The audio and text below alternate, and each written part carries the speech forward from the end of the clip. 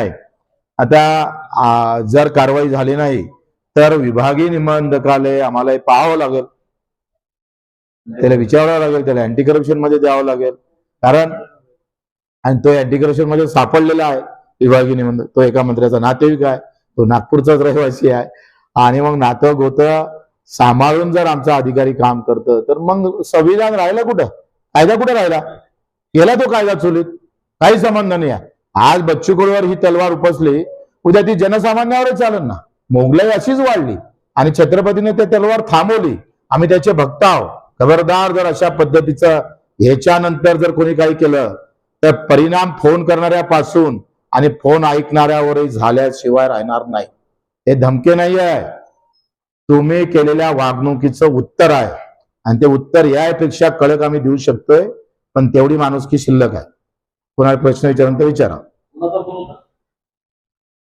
ते सांगणं आता त्यांचे कॉल रेकॉर्ड घेतल्याशिवाय तुम्हाला सांगा, सबूत पुराव्याशिवाय बोलणं आम्हाला जमत नाही. पुरावा आल्याबरोबर तुम्हाला लगेच नंबर गिंबर सहित, चेहऱ्यासहित, फोटो सहित